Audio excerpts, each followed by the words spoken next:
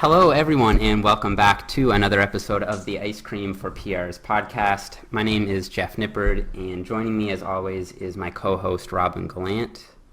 Hello. Damn it, Robin. Just leave it, whatever. And with us today, we have a very special guest. His name is Maddie Fisaro. Welcome to the podcast, Maddie. Thanks for having me, guys. So, Maddie, before we get into this, why don't you just go ahead and tell our listeners a little bit about yourself and your training background and maybe some goals that you have for yourself. All right, so pretty much a couple of years back, I would say it's been about 4 years now, where I've been training seriously, and we throw that term around, training seriously. Before then, a lot of us just kind of focused on biceps and chest, and that's really all we knew. We neglected our legs, and I was one of those people. And when I got into YouTube back in 2011, that was when I started to take things a bit more serious. I was sort of doing what I call a self-improvement project. So my main goal was to transform my physique and share it with the world. And that wasn't my intention when I started.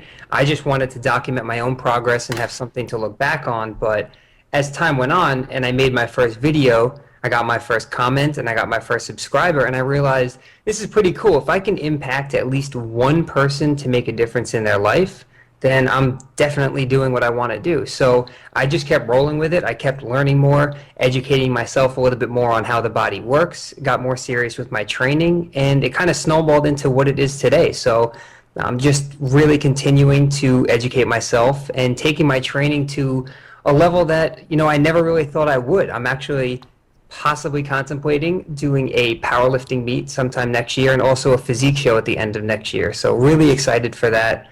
And like I said, man, just nonstop learning. Yeah, that's exciting about those goals too, man. I'm impressed to hear that.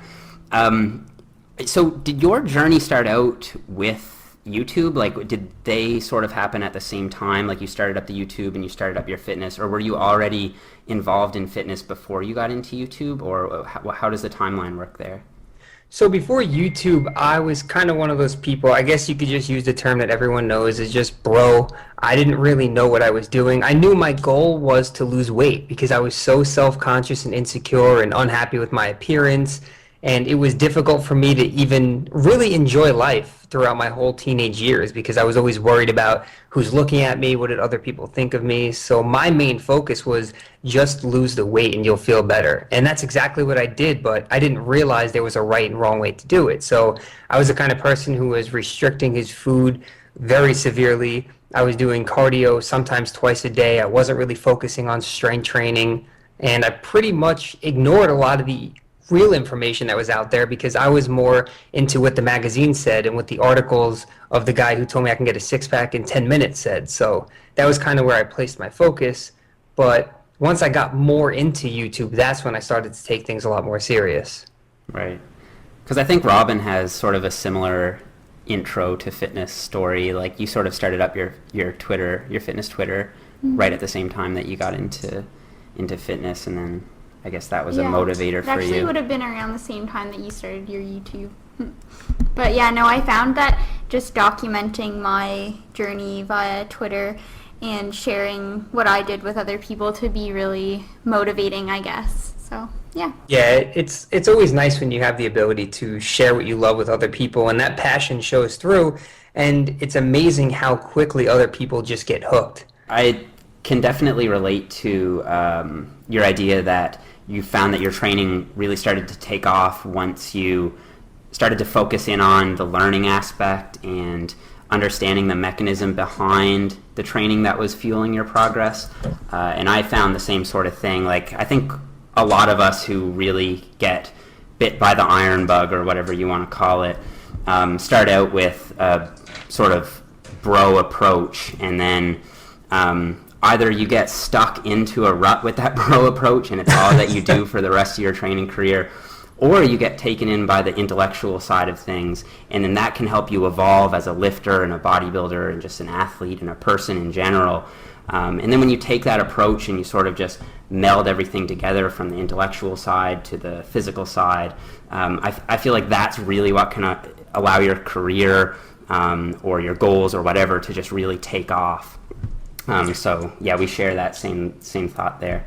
Yeah, that's awesome. And I think that's the problem that a lot of us run into is we tend to see things, or not me and you, but just as a whole, is people tend to see things as black and white, and they have this one-track mind where what they know or what they believe is right, and they're not really open to other ideas and thoughts and maybe the science side of things because they've done something and they've seen success with it, so that's what they believe is what you should do and what others should do. And just by being part of, I guess we can just call it a community, everyone on Facebook and all these different groups and all these coaches that we interact with, if you keep your mind open to learning new things, I mean, it makes a world of a difference, not only for your own benefit, but when you start working with other people, you know? Mm-hmm. I was wondering, Maddie, like you said that your initial inspiration for getting into fitness came from a place of like self-doubt and self-deprecation and all that kind of stuff. I found that actually came more to me after the fact. So like after I had competed, I started to, pick apart my body and look at it in a more negative light at times. And I think a lot of competitors who go through competitions will deal with this because you get so lean and you feel so good about, how you look, and then you lose those shreds and then you miss them. And then that's how the body image issues tend to develop. But your case was that you kind of, I'm not saying necessarily started from that dark of a place, but you had issues where you were conscious about how you looked and all that kind of stuff, and then you started on your fitness journey and exposed that to the world. So my question for you is, do you think that exposing your journey to the YouTube community and through social media and all that stuff has had an overall positive impact on you? Like, do you feel like you felt the support from others, or do you feel as though it's negative, or does it kind of depend on the day?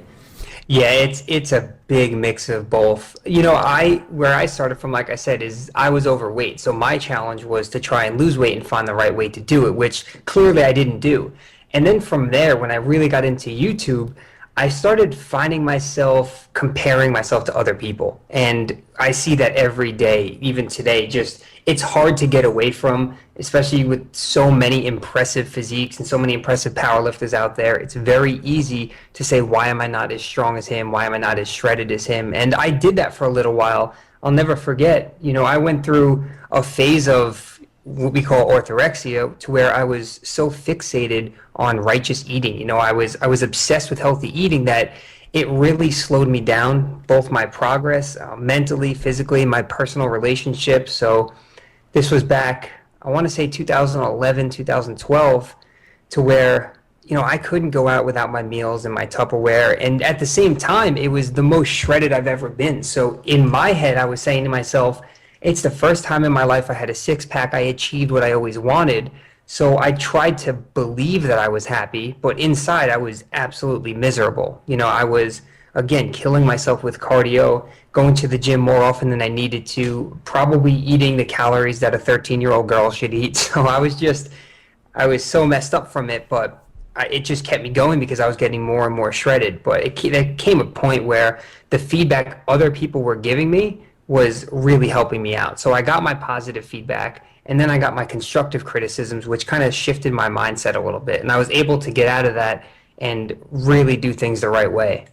Since you have like such a large following, Maddie, like I was wondering if you have any tips or things that you do to help you navigate through all of the comments and the stuff that you're just seeing on social media, and sort of limit the amount of comparing that you do to others, or maybe that's just something that comes part and parcel with being involved on social media. Like, is there anything that you do to say, this is my journey and I just need to stop looking at that, or like what is it that you do to overcome that? Because that can be a huge issue for people, right? Is just always feeling like you're less shredded than this guy, or you're less big than that person, or you don't have as many followers as the next guy, or whatever. Yeah, absolutely. And it's something that you may not see or hear every day, but I can guarantee you a lot of people are dealing with it. And it's not just the everyday people who are just going to the gym to maybe lift a little bit more weight or look a little bit better, but it's these people who have hundreds of thousands of followers and they're getting millions of video views. I can tell you firsthand, I know that these people have their times where they're still comparing themselves to other people. They're still feeling, insecure at times. The comments are getting to them on YouTube, and it's very hard to let that go. Now, I made a video actually a while back called The Social Media Effect, and how it's so easy to believe that someone's living this amazing life. They're always feeling good. They're getting shredded. They're eating a ton of food. They're driving fancy cars and making lots of money. But again, it's what we see. You see people's highlight reel, and it's very important to remember that everything that we're seeing, we don't know what's actually going on behind the scenes, because we have the ability to do things like edit stuff out. We turn the camera on when we want to show the best of our days, the best of our physiques, and when things aren't going so well, we leave the camera off. And I try not to do that. I try and show all sides of my life because I want to be relatable to people. I don't want people to think that every day for me is just a walk in the park and things are always perfect, because that's not reality, and I don't want to give off that impression. So there are times where I find myself, I don't like to directly compare myself to other people, but I take the comparing aspect and I use it as inspiration. So we're going to use you as a perfect example, Jeff. You're someone who I'm inspired by. I look up to you. I think what you've accomplished so far in your bodybuilding career and powerlifting career is amazing. You have an incredible physique. Your strength is unbelievable, and that's something that inspires me. So it would be easy for me to compare myself to you and say, I wish I had his structure, his physique, his strength. But instead, I look at that as inspiration, and it pushes me to work harder rather than just compare, like, why is he better than me? Why is he stronger than me? Yeah, that's awesome. Yeah, I'm flattered. Wow. Yeah. I'm going to try to talk now. Jeff, you're going to have to edit this part out, but let's see if I make it through my train of thought.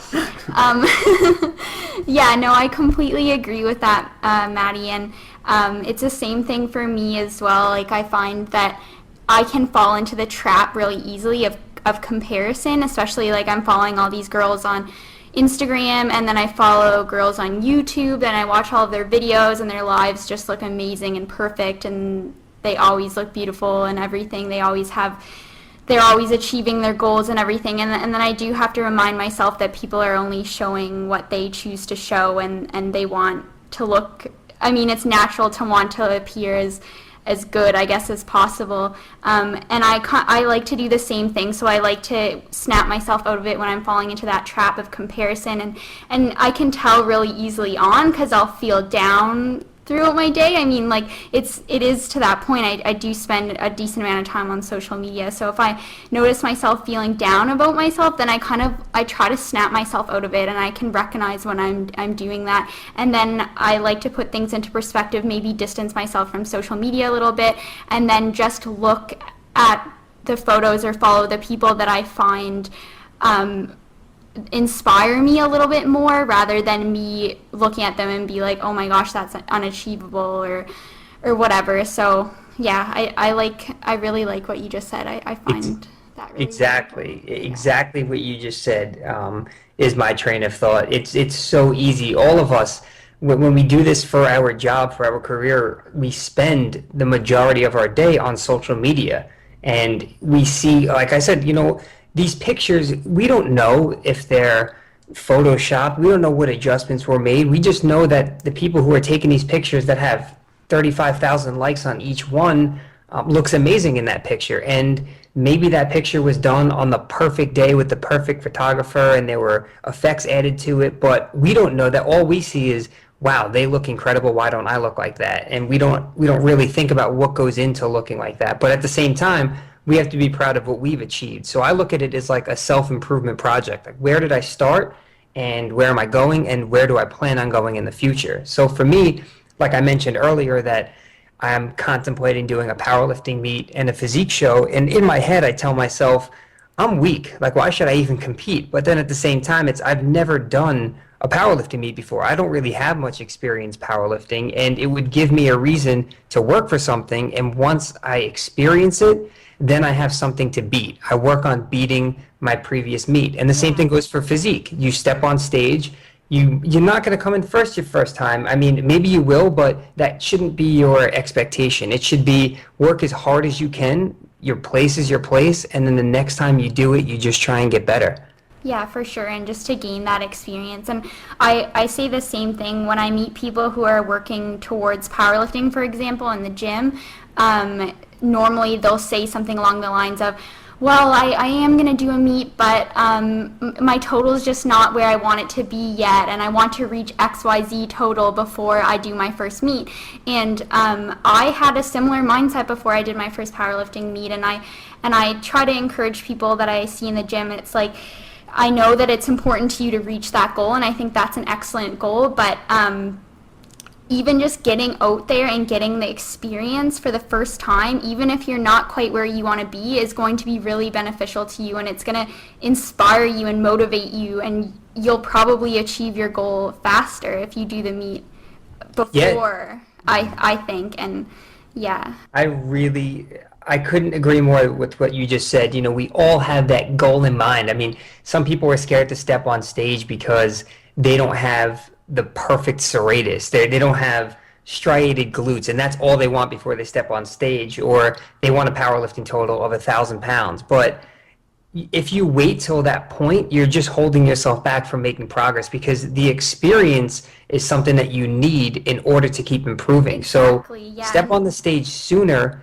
experience what it's like if you're doing powerlifting, to be in a singlet, to have people watching you, to get judges judging you on stuff, and then you know what to expect the next time around. And you're almost setting yourself up for success later on, because if you do the meet now when you're not so concerned about your total, this is what I tell people. I'm like, okay, you're not at the total you want, so honestly, who cares about the total? Just go in and do the meet and get used to the calls and get used to being in that environment and around those people, and just get the experience, so that when you actually do have the total that you want and you do want to be really competitive, then now you know how a meet is going to go, and like, it's not going to throw you off when you get there. You know what to expect, and you're probably, well, you are going to be more likely to be as competitive as you want to be at your second or your third meet. Yep, so, exactly. Yeah. And it's, as same goes with shows too. It's like, just get yourself out there, get used to being on stage and used to being in that environment, and then meeting the people and getting more inspired by it. I'm never more motivated than on the day of a show. So when I'm at the show and I'm doing the show, that's when I'm the most motivated to bring a better physique to my next show. So yeah. Awesome. And I would agree completely with both you guys, and I would just like to add that no matter what level you get to, most likely, like if you're interested in fitness and you have goals in fitness and powerlifting and bodybuilding and all that, you'll probably never be there. Like, you'll never feel like, I'm here now so I can go and own this competition. You'll always feel like something could be better. Like, for me, I still have doubts about myself as a bodybuilder, and if I had a lot of doubts about doing the Muscle Mayhem because I didn't think I was lean enough, and a large part of that was due to the fact that I saw the guys I was going to be going up against on Instagram, and ultimately it ended up pushing me, and Robin, gave me support in doing that. Robin convinced me to follow through with it and everything. But when you see guys who have, say, striated glutes at like 8 weeks out, and you still aren't there, or you don't feel like you're there, or whatever, then you will be likely to doubt yourself, even if you're on a very elite level like I was, like coming from multiple provincial and national championships as a natural bodybuilder.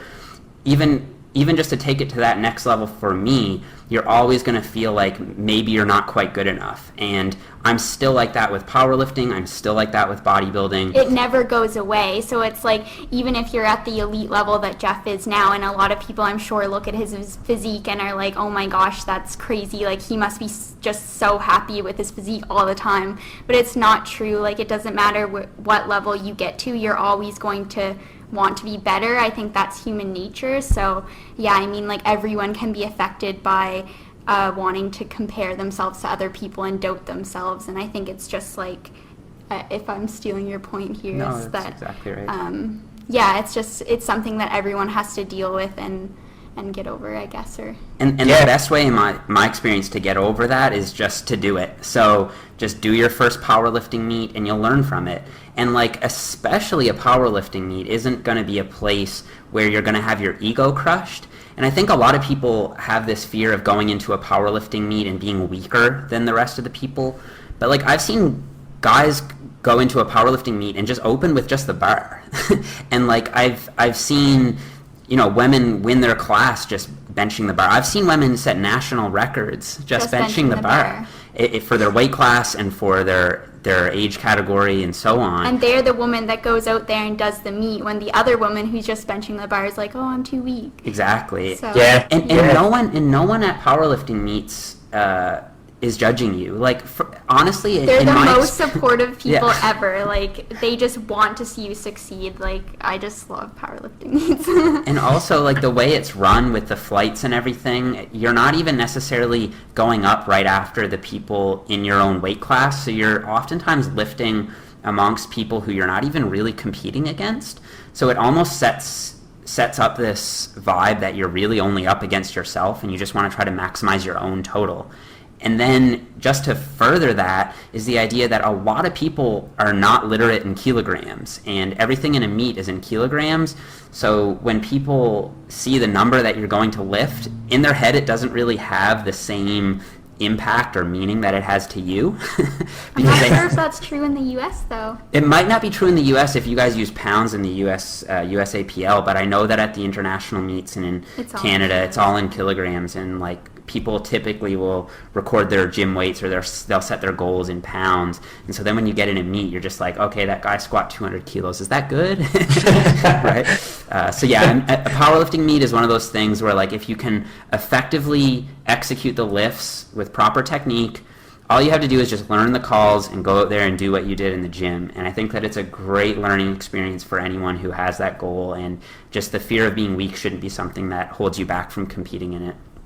Definitely. You guys made some awesome points there. It's just the whole support thing is one reason why I really want to do it. Obviously, I want to do it for myself, but not to take anything away from physique type sports like bodybuilding or physique or bikini or figure. I think that takes, you know, a lot of hard work, just like anything else does. But the thing with powerlifting is you get the number or you don't, and politics kind of stay out of it. So it's not this person pose better than this person. It's you go in there and people are cheering you on to move that weight, and I think that's got to be one of the best feelings.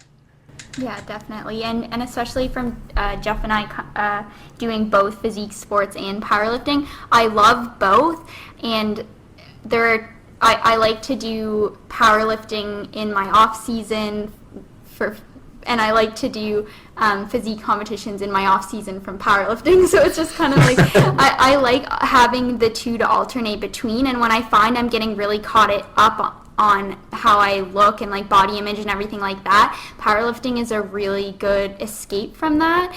And then also I find when I got really into powerlifting for a while, and I did Canadian Nationals, and I found I was really tied up on my numbers, so alternate between, because I can when one gets kind of mentally overwhelming, I can just switch to the other, and it's really nice that way. Yeah, that's awesome. I agree. I want to give our listeners something practical that they can kind of take and implement. I'm wondering if you think it's necessary or how important it is to grow an online presence or a social media following if you want to make a career in the fitness industry. What are your thoughts around that whole thing? Based on my own personal experience, it was 100% necessary. You have to get your name out there somehow. I do know a lot of very successful coaches who don't make YouTube videos and who don't flaunt themselves on Instagram, and they just do it because they've worked with some people and they've done incredible work with them, and they got a lot of business through word of mouth. And that's how things used to be done before social media. Is testimonials kind of speak volumes. If you can work with someone and they have nothing but great things to say about you, I'm sure they'll be more than happy to refer you to someone else. But social media can only amplify that if you do things the right way, because at the same time it can hurt you, because a lot of people come on social media with their egos, with their aggressive attitudes, and sometimes confidence can be mistaken for cockiness, and your personality can be on your side and help you out, or it can bring you down a little bit if someone doesn't like something about you. So it's a matter of staying genuine and staying authentic and showing your passion with what you do. A lot of people aren't able to do that. They oftentimes, like I said, let their ego get in the way. They get overly cocky, and it can end up hurting them in the long run. Yeah, that's great advice, and that's one of the things I really like about, well, your channel, of course, and also Robin's channel. I just think that Robin is really real, and like when I watch her videos, even though I do hang out with her every day, it just feels like when I'm watching the video that I'm hanging out with her, and it just seems very authentic, like you said. And I think that that attracts people to you, you know, in terms of coaching or just following you and you know, being along for your journey or whatever. But like, I know some people, and I can relate to this, find it difficult to be that authentic, you know? Like, I don't necessarily want to let 20 or 100,000 people in on my life and show them, you know, the true side of the story all the time. So is there a way to sort of bridge that gap between being authentic on the one hand and then also not being completely transparent on the other? Yeah, and that's, you know, I struggled with that for a while, and I think a lot of people on YouTube struggle with that, because you don't want to let people so deep into your personal life that you feel like you no longer have privacy, but at the same time, you want to come off as someone who can be relatable. You never want to appear infallible in the eyes of other people. So if I was to make a video, like I said, it appears to just be a highlight reel for some people. They're only seeing you hit PRs, and they're only seeing you on your best days giving your physique updates. So without letting people into your personal life, I think the best way to be authentic and genuine is to show people your failures, and to just tell people when maybe you didn't have a good lift, or maybe you didn't hit a PR, or you just weren't feeling up to it that day, or you went over on your macros. So just as simple as being honest is more than enough. You know, like you mentioned, a lot of people don't want to share their personal life. They don't want to take a camera around and vlog inside of their house or vlog them going to the store. But if you're just filming in the gym and that's what you want to do, if you're doing a voiceover, you know, be genuine. Don't edit out the failures. Show people that it is a struggle, and it's every day is not just going to be is not going to be perfect. That's really good advice. I really like that. I've kind of came to the same conclusions from the videos that I've watched, and kind of just finding the people whose channels I prefer, and it tends to be, for me, the people who are more honest, like yourself. And I actually really like Nikki, because I find that she does the same thing. Like, you can tell the difference between her channel and say another girl who has the same amount of following as her, like a fitness model or something. It's like clearly so staged, and they're just showing like how their life is so perfect, and it's like they have a camera crew or something. And I really just found myself gravitating towards people who were more apt to show their failures, and I didn't really think about it that way or put it into those words, I guess. So that's really helpful, I find. Yeah, I really like that. Yeah, I do too, especially, yeah, I agree. Like, some days, if I'm not feeling 100%, I'll be like, screw it, I won't film today. And like, if I don't have a great workout, then I'll be like, you know, I just won't put that or up you're or having whatever. diet feels. Or if I'm having a really crappy day diet-wise, I'm like, well, I'm not in the mood to film today. I'm not even in the mood to live today. So like, why am I going to bother with this? But that's actually a great tip, Maddie, and I'll put that to use. If you notice me doing it, I think that let me know. No, I don't think that you do that. You're pretty good at being I think I'm fairly authentic, but I do struggle with being transparent, and I suppose it's not like you said, it's not necessary to be completely transparent. Like, you don't have to film your showers dying, and whatever. like, but yeah. Or even like if you aren't really feeling well and you're like really dieted that day and you like can barely walk up the stairs, you don't have to film that. But later on, like Maddie said, if you're doing a voiceover and you're doing your training footage, you can be like, guys, on this day I was so tired I could barely walk up the stairs. That's just a part of dieting, and blah, blah, blah. And you can be more transparent that way. So, yeah, I think that's really good take-home advice. I agree. Yeah, and this kind of comes from, the reason why I brought that up was because I just recently made a video about the orthorexia and the obsession with healthy eating, and that was something that I've mentioned in passing during vlogs before, but I never made a standalone video. And after actually making the video, I realized how many people were dealing with that same thing. So it took me a little while to make that video, but It's little things like that that we just kind of leave out. Like no one knew that I didn't film myself bringing a Tupperware container to all my college classes and eating chicken in the back of the room. I didn't film myself walking up the stairs on my college campus, literally dragging my feet because I was so low on energy and so drained. Some people choose to share that, other people don't. But I think like we talked about earlier, being real with people and letting them know that that's the reality of it. If you want to diet down to a certain point, you're going to have those days where you don't feel good. So there are the people who document their contest prep on YouTube, and what they show is their physique updates on their best day where they look shredded. And if they wake up one morning maybe holding a little bit of water, or they went over on their macros the night before, they probably won't take out the camera because they just don't feel good about it. They don't want to show those, I don't really want to call it negative sides, but they just don't want to show something that, failures, yeah, exactly. Yeah. As someone who can relate to that person, because I'm like that. I mean, like I'm a pro natural bodybuilder, and I know a lot of people look up to me just for my physique and nothing else, even though I think I have other things to offer. But I would say if I was just a science guy, I probably wouldn't have, the fan base that I do have.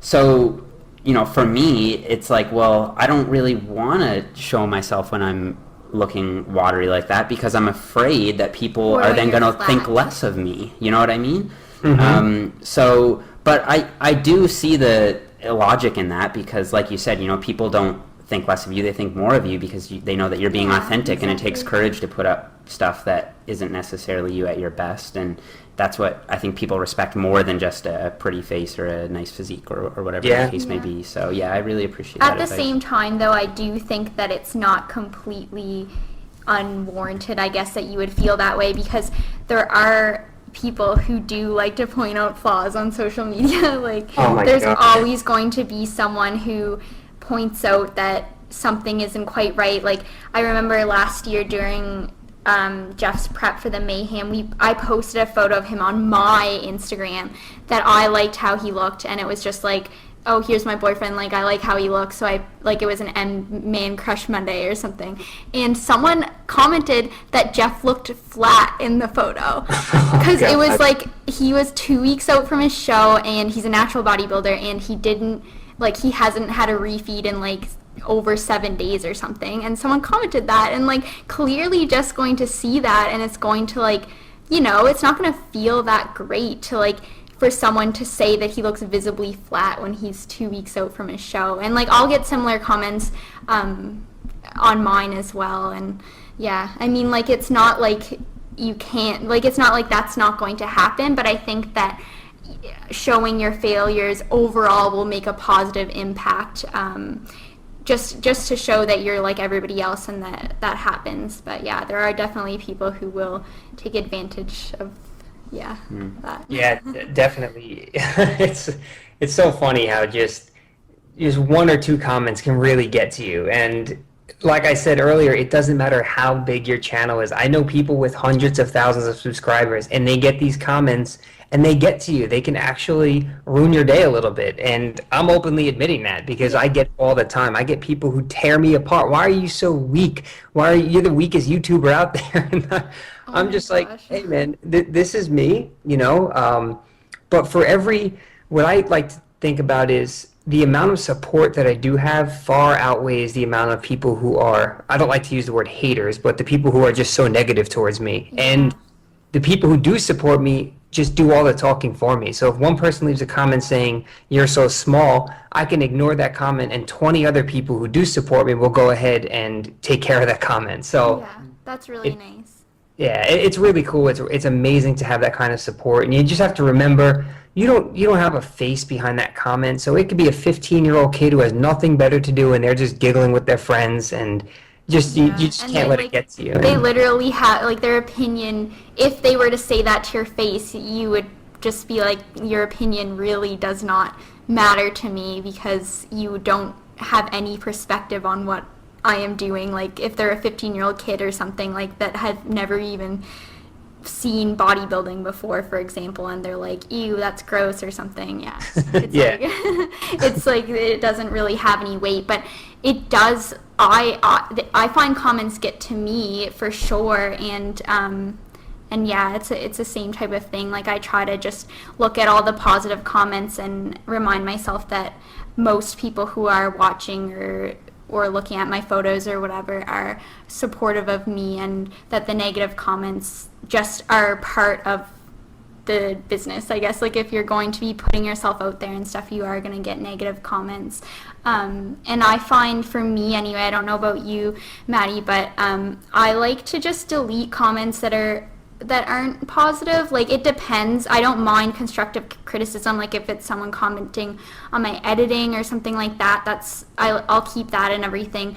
But if it's like consistent negativity, or if it's the same person always commenting something negative, I just have learned in my several years now of being on social media to not retaliate and to just delete the comment.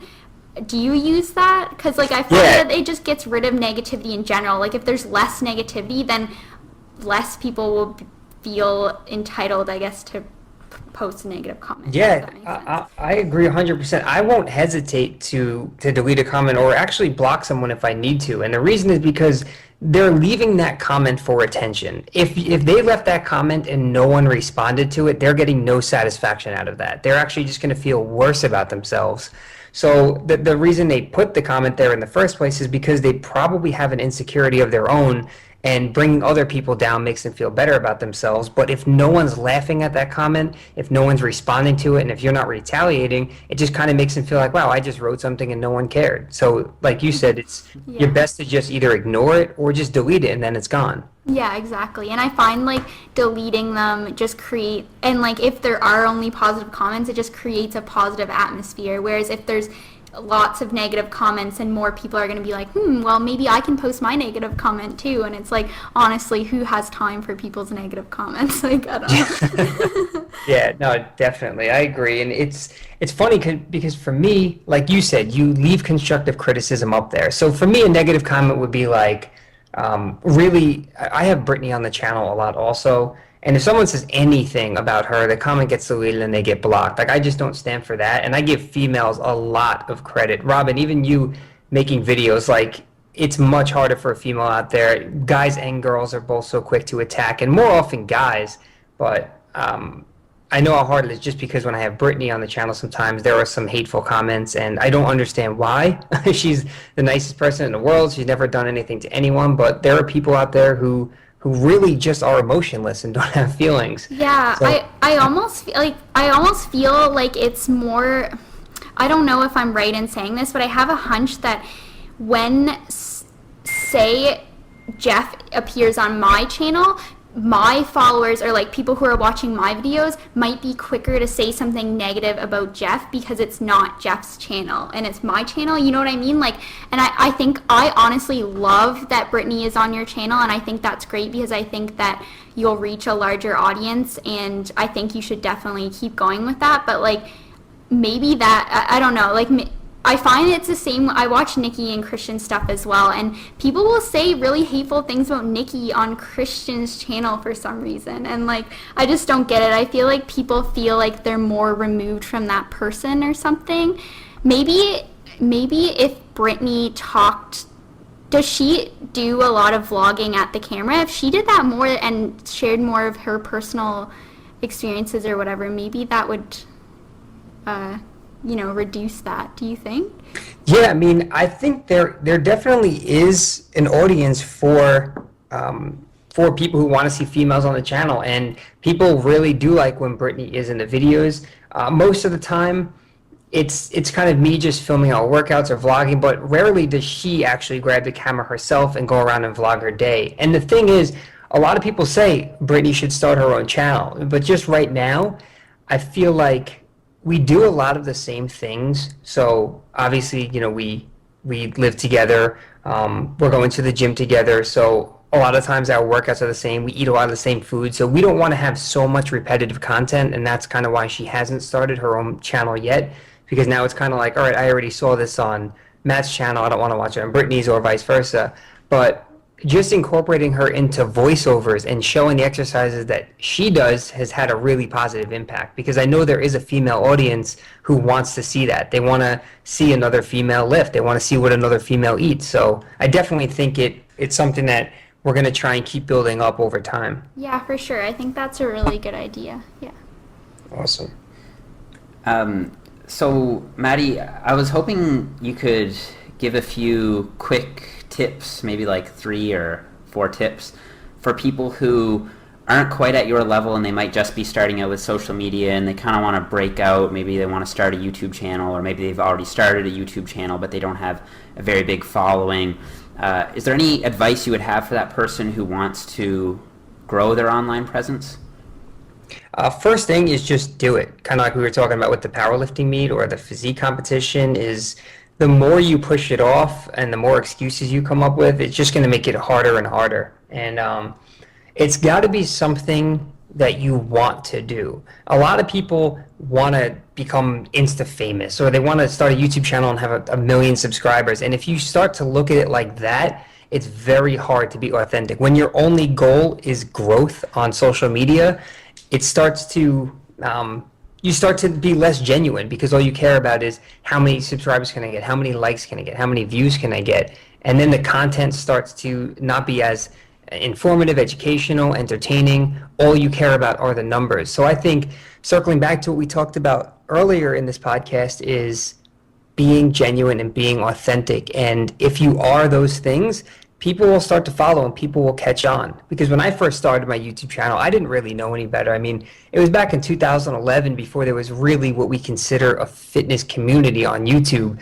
And I would seriously take my videos, take the link and post it on every single Facebook page I could think of. I'm talking Phil Heath's bodybuilding fan page.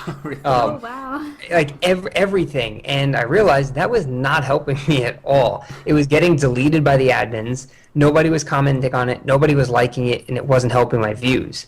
And that's the direction a lot of people go, is they start to email other people saying, hey, can I get a shout out? And when you do that, it's kind of like, that's like me contacting Nike and saying, hey, can you sponsor me? I wear your clothes in my video. It's not going to happen, because what do you have to offer those people? So the same thing goes for trying to grow on social media. So if you try and reach out to the biggest YouTuber or the biggest Instagrammer and ask for a shout out, it's kind of like, what did you do to deserve that shout out? So the best way to do it is just be genuine with your content, be patient with it, realize that it's going to take a long time to build a following.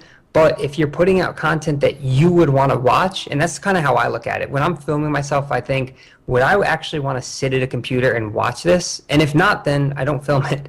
But I try and make it entertaining. I try and make it relatable. I try and make it fun. And it kind of it grows organically from there.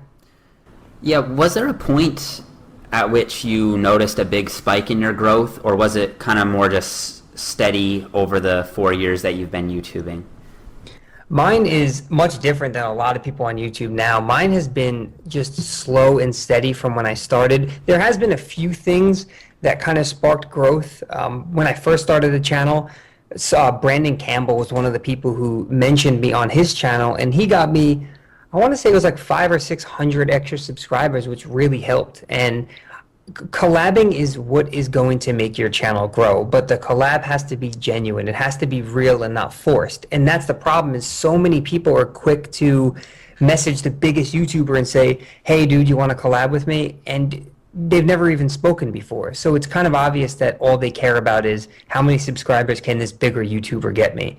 And I never actually had a one-on-one collab with a big YouTuber. I mean, I met up with a couple of the guys like Brandon and Nick Wright and Max Tuning, who have a decent following on YouTube. Now they're growing more and more, but back then it didn't really help my channel out too much.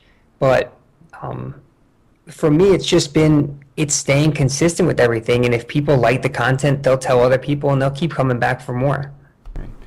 So if it just comes down to being genuine and consistent, how is it that you maintained that consistency over time? Like, it has to be frustrating for you at times when it comes to like having to film and then edit, and when you do everything on your own, there's so much stuff that people probably don't realize that goes on behind the scenes and frustrations with uploads and all that kind of stuff. So is it just a genuine passion for YouTubing and for fitness in general that keeps you going, or is there some advice you'd have there? I would say that is the biggest thing. What you just said is passion, and it's sharing that passion with other people and seeing how many people you can actually connect with. Because when I first started the channel, I had no idea if anyone, even one person, was going to subscribe. Because when you get that subscriber, they're actually saying, I want to get to know this person. I like this person in some way, whether it's their information, or I think they're funny, or I think they're entertaining, and I'm going to come back for more. So every single person that hits that subscribe button, it motivates me knowing that there's someone out there who cares about what I have to say, who wants to watch what I'm doing. And there are definitely times where you start to, I don't want to say lose motivation, but it's kind of like you have to remind yourself why you're doing it. And I did it. I maintained it through college, through getting my bachelor's, taking 21 credit semesters while working, sometimes up to 85 hours a week. And it got hard, but Insane.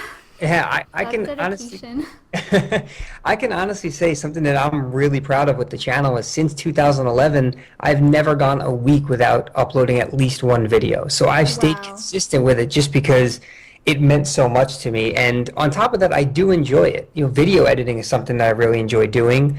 There are days where I want to take my camera and smash it into the wall because I get frustrated or I'm just not in the mood to film, and that's normal. But when you see how much support you really have, and I don't mean in terms of like The huge actual numbers. Yeah, exactly. It's the fact that the people are actually watching you and enjoying your content and like what you have to say. I can definitely relate with that, yeah. So that should be your motivation. It's reaching out to more people, not just simply seeing the number go up, just like a score of popularity. It's not like that. Yeah, that's exactly what you just said. I'm sure, you guys both have YouTube channels.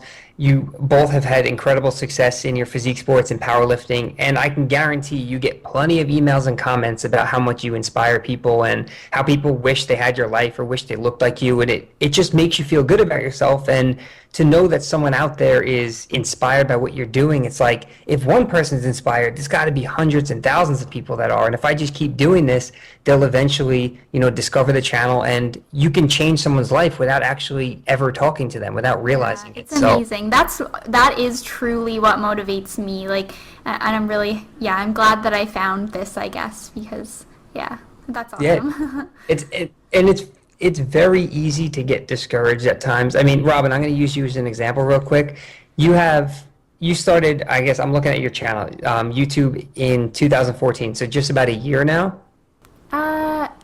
I think I did in January before my first powerlifting meet. So in maybe, January. So it's only been like 8 months. Oh, wow, so it's only been this year? Yeah. Okay, so perfect example. It looks like you have about 16,000 subscribers, a little bit more than that.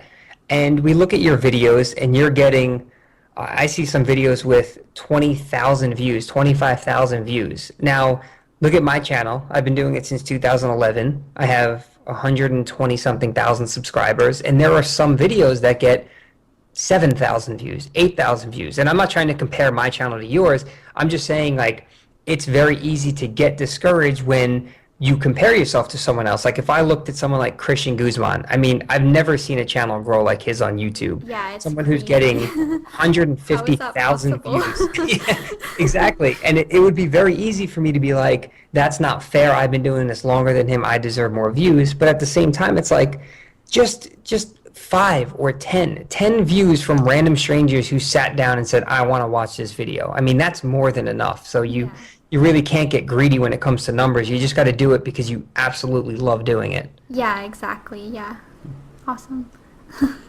Maddie, in terms of like very specific and less abstract things for growing your channel, like do you find that having a catchy thumbnail image or like hashtagging them with I don't know if they're called hashtags on YouTube, but the tags, or how important is the title? Because like I've seen some people, like say even friends of mine, who will upload videos or whatever, and they may even be of quite high quality, But the little things like that aren't taken care of, and it seems like they just kind of dwindle out and fade without ever growing a big following or whatever, and that can be demotivating. So like, is there any like little things like that people say who are, they have a YouTube channel up and running, but they'd like to take advantage of every little thing? Is there anything you can offer for that type of person? Yeah, definitely. First off, after we get off this call, Robin, I'm going to ask you how you make your thumbnails. Yeah, Rob, I should ask this question to Robin. Thumbnails are huge.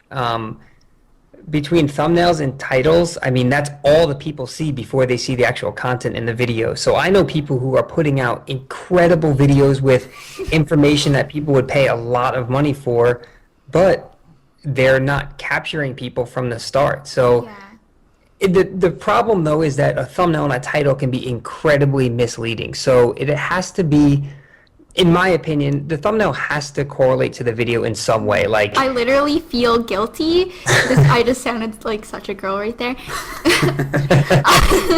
I feel guilty when my thumbnail or my title is not representative of my video, or like not as representative as it should be. So I try to be very honest with my thumbnail and my title, because I feel like, I don't know, people just don't like that disingenuousness. Yeah. Yeah, no, but I mean, we all do it though. We want to take the best photo for our thumbnail, even if it has nothing to do, like we can give a bicep shot, but it's really grocery shopping video. It's something that's a quote of this podcast. Something to just you have to capture someone's eye, and that's all they're gonna see. It could be a 3-minute video or a 20-minute video, but the title and the thumbnail is all they know. So I do think spending some time on creating an attractive thumbnail goes a long way, and there are plenty of, there are websites that help you create them. And the title, one thing, that's something that I'm still experimenting with 4.5 years later with YouTube is, so many titles have been used over and over and over again. Like, for instance, my most viewed video on my channel was back in 2011, and it's called Bodybuilding Food Preparation. And it's got 1.3 million views. And I know there are probably 50,000 people who use that same title. I don't know what it was about mine that caught people's attention, but even my second most viewed video is Easy Bodybuilding Breakfast, and it's a horrible video. I mean, I microwaved egg whites and put syrup on them. It's a picture of like a plate of egg whites and oatmeal, and that has 860,000 views. So I don't know. See, like, you're looking at my 20,000 views video and you're saying that that's a lot. Like, that's my like most viewed video, so like that's a lot of views for your most viewed video. Yeah, but this is back in 2011. That bodybuilding preparation diet. There's a lot of people anyway. You slice it. Like, you think about the fact that you've reached out to 1 million people. I can't even fathom that. Yeah, but like you said, just to answer your question, I know we keep kind of going off on tangents, but yes, title and thumbnail absolutely matter. If you actually go by YouTube standards, like if you were really trying to optimize your channel, YouTube will tell you that your title, your thumbnail, your tags should be relevant to the information in the video, and even the description box is really important for SEO. So you want to use specific words in your description box that have to do with your title and tie into the video, but it's not that way for everyone. For example, people who well, again, we could circle back to Christian and Nikki, just because they've had incredible success on YouTube. I don't think they spend a ton of time. If you look in their description box, it's their personal websites and their email address. It has nothing to do with what's in the video, but they've gained popularity organically. They just post a really nice thumbnail, a good title, and that captures people. So they don't have to dive into all the technical aspects of it. Yeah, I noticed that about theirs too. Like, I definitely, like, I'm very open about this as well, because obviously, like, Nikki is kind of the leading female vlogger right now when it comes to fitness. So before I started my channel, like, I'm a very, I guess, analytically minded person, so like I looked at her stuff and I looked at her videos, I looked at her thumbnails, I looked at her titles, and I studied what she did, and I was like, if I want to be successful with this, because like I know my main goal behind it and the reason why I'm into fitness is because I want to inspire other women, but that aside, I do also want my channel to be successful because I want to feel like I am reaching the people that I want to reach. So I did want to try to do as much as I could to make my channel successful, and those were the things that I noticed. So like I noticed the types of titles that she would use and how her thumbnails were really nice, and I kind of just like took notes and I just tried to replicate that pretty much, except put my own unique spin on it. So yeah, and that's the only thing you could do is test and retest. And I always use this from Alan Aragon. He says to tear it up, so trial, error, adjust, and repeat, and that just goes for pretty much everything that I'm doing. And 4.5 years later on YouTube, I'm still experimenting with what titles work, what thumbnails work and don't work, because what seems to sometimes capture the audience, which again, you don't want to be too fake about it, but is a misleading title.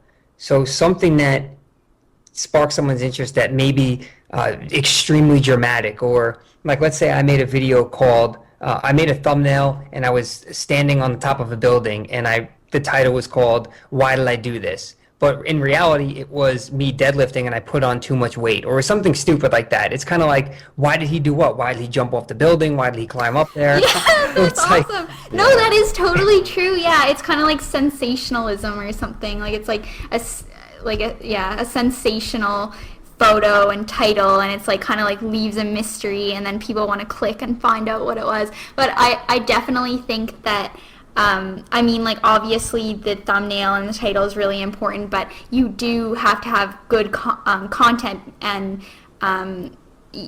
yeah, like you have to have good content or else the people won't stay, I guess. Yep. So like it's like you do kind of have to draw people in a little bit, and then once they're there and you have a good personality, you're genuine, you put time and effort into your videos and you try to make them unique and show a different angle or whatever, that's what actually keeps people watching, from what I've noticed, I guess. Yeah, absolutely. Audience retention is important. I mean, you can get someone to click on a video with some kind of crazy thumbnail and title, but if it was so misleading to the point where after 2 minutes they're like, all right, this is stupid, and they click off the video, it was like, that was kind of pointless.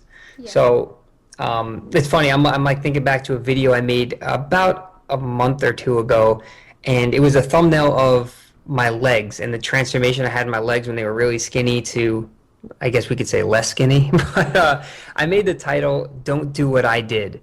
And in the voiceover, I spoke about neglecting training legs for so long, but when people see that title, they're going to say, what did he do? And now they have to find out what I did. Yeah. So that's smart. Oh, I'm glad we did this podcast. So it's the misleading titles. Like a bloody Robin on the floor or something. Oh my God. So it's okay to do that, to kind of capture people's attention and reel them in, but it doesn't work all the time. Like I have a picture wearing my buddy Max Tuning's Ever Forward shirt, and the title is "Sorry, Max." You and caught me with be that like, one, and you caught me. I Yep. clicked that one. I watched the whole thing too, so it worked. That's the thing, is people were probably like, what the hell did he do to Max? And all I did was I dropped some protein on the shirt, so I felt like I ruined the shirt. But actually, when I did see that, I was kind of just like womp womp womp. See, that's what I mean. Like I would feel a little bit like bad about that. I'm just. It still actually like was a good video, and I think that people aren't under the if you pretense didn't know that, Maddie, then you would have discovered him that way, probably. Like you know? And I don't think anyone is under the false pretense that like everyone is being, you know, completely and utterly just like non-creative, or like they're not stretching the envelope or anything on YouTube. Like when I first started doing like uploaded videos, it would be like You still try to do this? the thumbnail. No, but like the thumbnail would be like me with like my mouth half open halfway through a sentence, and then the title would just be like post-workout or something like just not attention grabbing at all. And I think that there's probably a happy medium between like, you know, going to the complete extreme and intentionally trying to deceive people. Maddie was going to say about how he dropped protein on Max's show. Oh, sorry. I thought you watched that video with me. Did I? Yeah, I think we both watched it. I don't know. I know I did anyway. I watched, yeah. But yeah, like what I'm trying to say is like I don't go into that video thinking that you like killed his, I don't know, dog or something. But like, it definitely is intriguing though. Like, yeah. It's like I didn't see that one. That wasn't one that I saw. No, but yeah. Yeah. So I mean, it's again, it's something to experiment with. You don't want to be too misleading, but you also have to get people to want to watch. Like if I've made a video before called the thumbnail was me curling, and the video was called How to Build Bigger Biceps, and I actually was in the gym with a whiteboard going through the anatomy of the bicep and what you should do, and that video did not do very well because if someone didn't really care about biceps, they're not going to click it. So you have to give people a reason to click the video. And it's, again, you know, I look through some of my views and I'm like, what did I do wrong? Like I made a video 2 or 3 days ago called The Real Dad Bod, and it was a video of me training with my dad who's 57 and is absolutely shredded. I've seen your dad vlogs. He is very shredded and very ripped. But it's like, I mean, it didn't do very well at all. But if I make a video, like I said, called Sorry Max or something stupid, it gets a ton of views. So you just have to have the mix of both, because you don't want to do a whole bunch of videos with misleading titles, and you want to still provide some information and stuff to people. Yeah, for sure. Well, I think you do a very good job of that anyway, like whatever you name your title. Syrupy egg whites.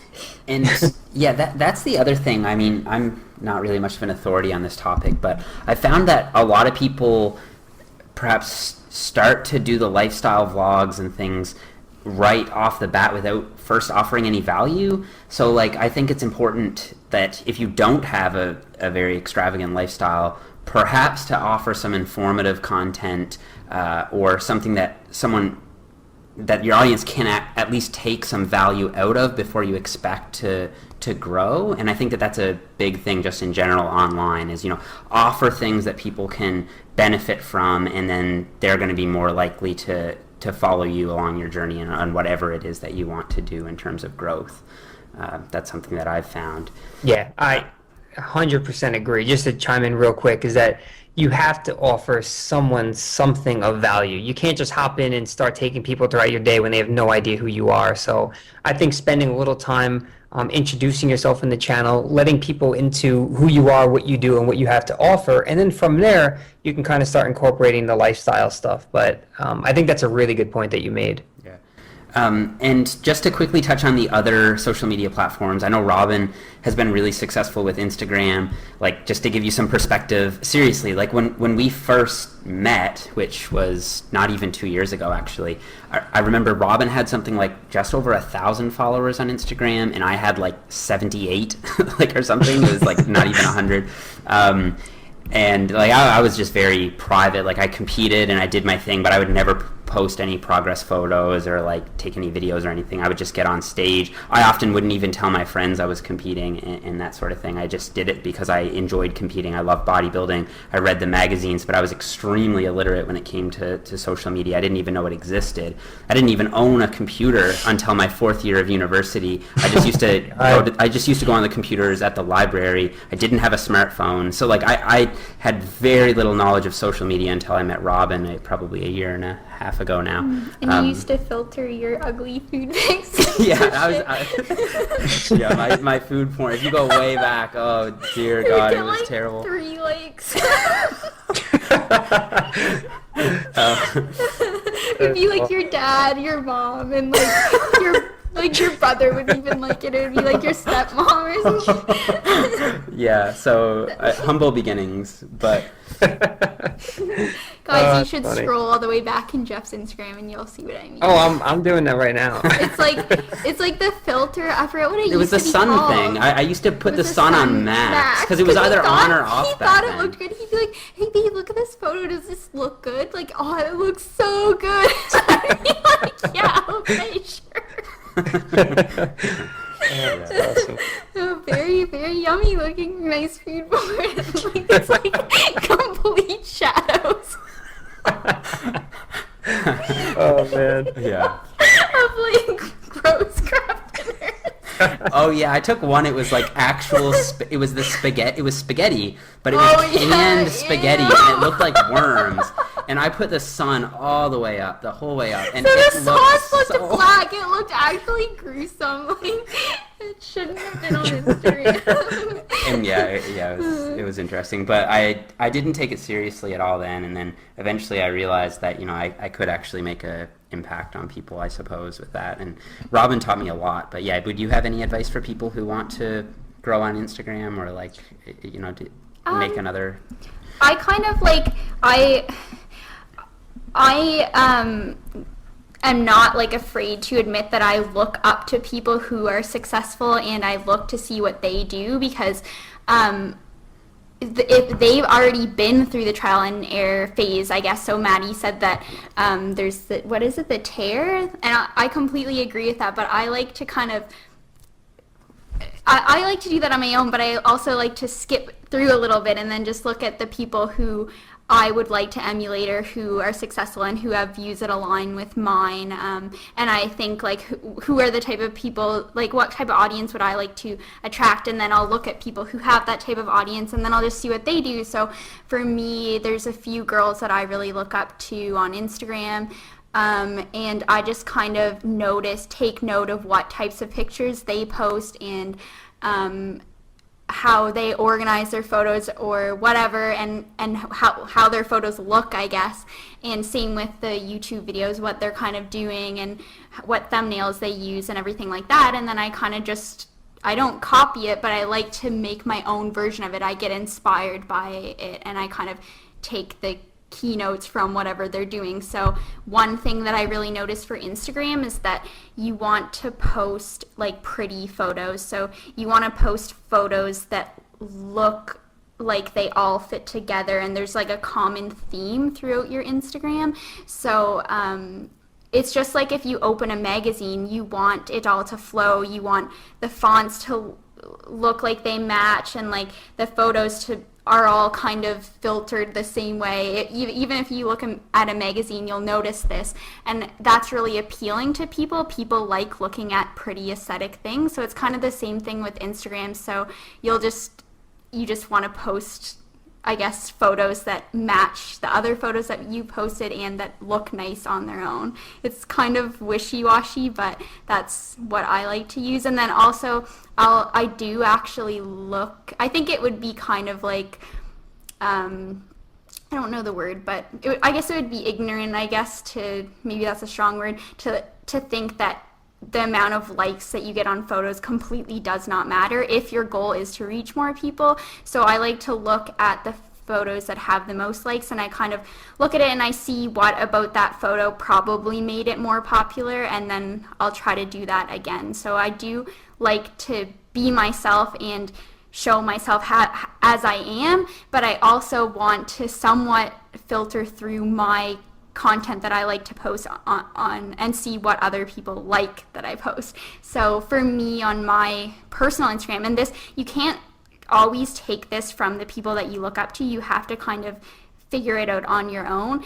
For my followers on Instagram, they like to see me post photos of myself or like physique shots, but they also really like when and this comes back to what we were talking about earlier, they like when I mention a strength of mine, but also when I mention flaws and when I point out that I'm not always happy with my body or I don't like this aspect of my body and I'm still learning to accept myself as I am. And when I just write things like that, or when I write about my goals, that's what people like. So they like to see a nice looking photo of me and then a caption that is kind of candid and is relatable, I guess. So yeah, no, that's my technique.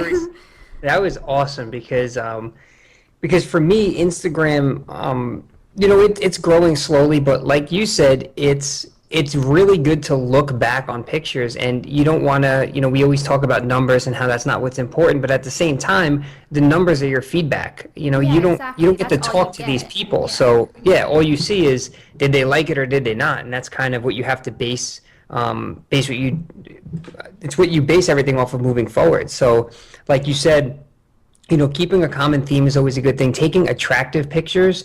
So it would be like someone who has amazing YouTube content, but they're filming it. We always use the word a potato, but if you're using a horrible camera with bad quality, no one's going to stick around to watch it because it's just not enjoyable. And the same goes for a picture. If you're posting, pictures that are very low quality and they're not attractive to look at, then it doesn't really give people reason to follow. But I'm still experimenting with my Instagram. It's kind of upsetting in a way to see that. Let's take, for instance, last week I posted a picture of one of my clients who went through an amazing transformation. And it got 454 likes. About 3 days later or less, I posted a picture of a sandwich, Quest chips, and a beer, and that got 717. So Yeah. I don't know. And then just another transformation, one of my clients who's lost over 80 pounds, he won Member of the Year at his gym. I was just incredibly proud of his progress. That got 570 likes. And then the very next picture was green beans and a taco, and that got 730 likes. So it's kind of like people are really just in it for entertainment. A lot of them are not inspired by what other people are doing. They care more about your life. So Yeah. I noticed the exact same thing with mine as well, and that kind of reminds me of another tidbit of advice, and that is that I agree with you, Maddie, and I think that people, when they follow your Instagram, they want to see you. That's why they're following you. You know what I mean? So Yep. I think that people draw the most inspiration from seeing what you're doing. So if that's your meal, then they like that. They want to see more of that. And I get discouraged a little when I post client transformations as well. And even though I'm so excited and so proud about my client because they are a result of work that I've put in and support that I've given them and their own hard work and everything. So it's really rewarding for me, and it's not as exciting when it doesn't get as good of a response. But I'm thinking like that. This is just me kind of, just talking, I guess. But I'm thinking that what I would like to do is start a new Instagram for mine and Jeff's clients and kind of post transformation photos all the time, because I find that people just want to see me on my Instagram. They barely really even want to see like Jeff. Like, you know what I mean? Like, they really just care about me. And same with Jeff's photos. Like, they want to see Jeff on his Instagram. And No, they want to see you. What? They want to see you on mine. Oh, okay, whatever.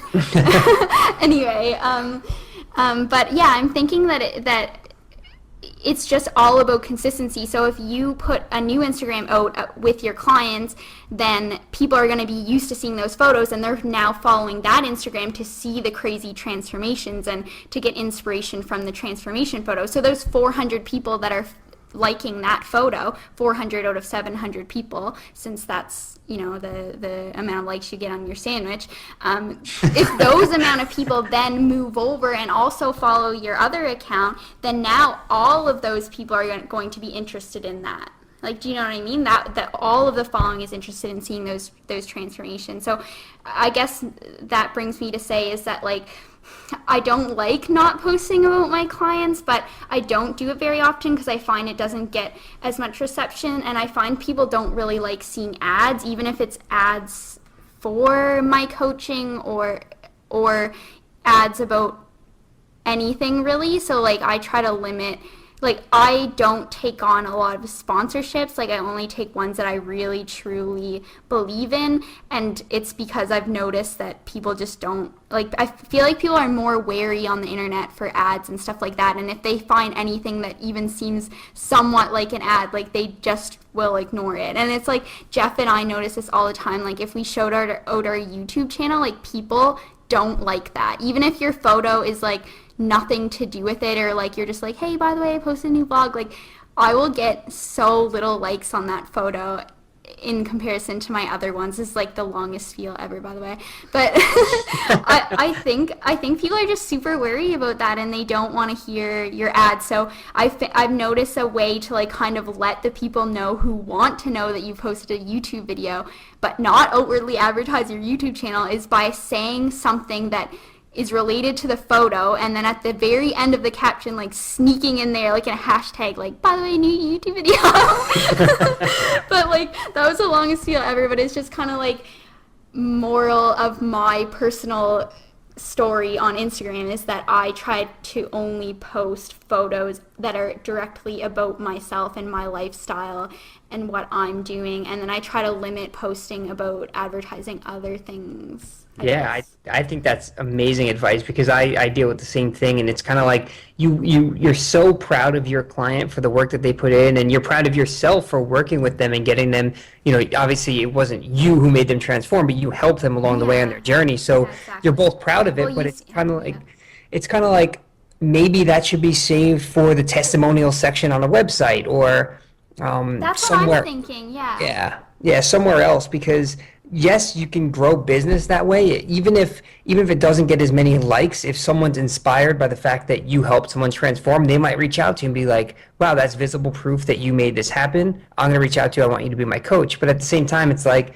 Instagram is a great way to grow your business, but at the same time, it should be kept to just share yourself, things about you, and not make it, like you said, markety and like an advertisement. Yeah, and like it is kind of discouraging, because like I like love talking about my clients and posting about my clients and everything like that, and I've just, in order to like get both, I guess, out of it is that I'll just kind of do it every so often, and it's not a big deal. It's like when I noticed when I did it more frequently, people were less appreciative of that, but yeah, for sure, like I was thinking of doing a testimonial Instagram or a testimonial part of our website or something like that. But yeah. Just based on... Oh wait, I wanted to say one more thing. But I do find that when I do post a photo of my clients, I'll get like a ton of inquiries. So like it definitely helps for business. It's just like, yeah. It's just kind of like, when should I post it, when should I not? I'm still learning too, but yeah. Well, one thing that I've found helpful with the client post is to turn the caption into something informative. So if I shout out a client, I'll say something along the lines of, like there was one client that I shouted out and I said, there's this misconception within the fitness community that everyone can get away with dieting on very high macros. Often isn't the case. This is a client who had to grind very, very hard towards the end of her prep on lower macros, and sort of give someone a little bit of a story or a bit of perspective, or give them something informative, like say, look at the improvements in this person's chest. Here's a training approach that we took. By the way, for coaching, you can contact me here. I haven't really been doing that lately, really, because I am like I'm full for coaching, and we've kind of reached our capacity for that. But if you are interested in growing your online coaching, I find that that's a great way to do a client shout out while still offering value. Because if you just show a pretty transformation picture, there's no value being offered beyond the inspiration someone may or may not draw from the transformation itself. If you go into the details, or maybe offer some science or some tips or a little story or something, then you can add more value. And I found that those pics actually get received very well. I get a lot of likes on those. And then that's the other thing I try to do that's a little bit unique on Instagram, is I will post, study abstracts or whatever, and they get unequivocally less likes than a physique shot, but still at the same time, I think that I do have a certain fraction of my following who does just follow me for the informative content, or that at least enjoys the informative content. So that's a great way to kind of meld the two together, I've found. Yeah, I think that's awesome. I personally enjoy when you post that kind of stuff. And like we said, it could be a game of numbers, but if you had 100 people saying that they like that post, you just maybe told 100 people something new that they can now implement into their training or with their clients. So yeah, exactly. maybe you don't get as much, maybe you don't get as many likes, or you don't get as many people looking at that picture, but at the same time, you're still helping people. So I think that's awesome. And Jeff and I talked about this too. He's like, should I keep doing these posts? Like, I'm not sure, like a lot of my followers like it, like it's only this amount of people. But at the end of the day, you're doing your Instagram or your YouTube for you, and that's your passion is what's driving your social media. That is why people like to see your photos or like to watch your videos, because they see how passionate you are, and it kind of rubs off on them. So, I mean, if you love doing posts that are received a little less well than the physique shots or whatever, then that's like, you should do that, because that makes you happy and that helps you reach out to people that you want to reach out to. So yeah, it's definitely a balance for sure. Yeah, definitely. Yeah, and I personally find it more intrinsically rewarding when people give me positive feedback on an informative post than a physique post or something like that. I just find Do you like that type of discussion? Yeah, I like that about social media. Like, I like the fact that we can engage with people and discuss ideas and stuff. And so, yeah, I don't think I'm gonna stop doing that just because, you know, it doesn't get me the same, you know, hit count or whatever. So Yeah, exactly. You kind of just do what you really want to do, and some people will love it, some people won't. But you know, it's as long as you're giving them a mix of everything, I think that's completely fine. I think that's beneficial to everyone. Mm-hmm. Yeah. Yeah, well, that might be a good note to end on, unless, Maddie, you had anything else you wanted to add, or maybe Robin had something else to say. No, I think that I talked a lot about things. You did. I was just going to say, I feel like I didn't shut up. You're going to have to do a lot of editing. No, I feel like I didn't shut up. I think we all had our fair share. Yeah, I thought this was a talking. really It good nice. conversation, from all three directions. Well, Maddie, thank you so much for coming on the show. We really appreciate it.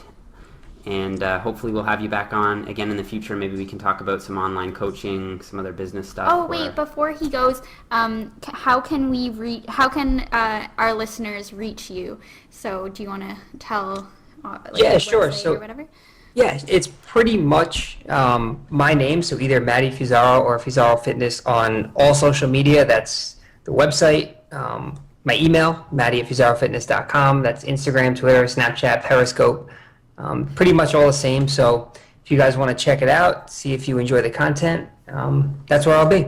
So thank you so much, guys, for listening to this episode. If you'd like to check out the previous episode, we talked with Peter Fishin on hormonal adaptations to dieting in natural bodybuilders. We had a very interesting conversation, and it would be greatly appreciated if you went and subscribed to this podcast on iTunes. If you don't have iTunes, you can listen on SoundCloud. And we would love it if you could leave us a rating or a nice review on iTunes if you enjoyed the show. That is always very much appreciated. And until next time, thank you for listening, and we'll catch you in the next episode.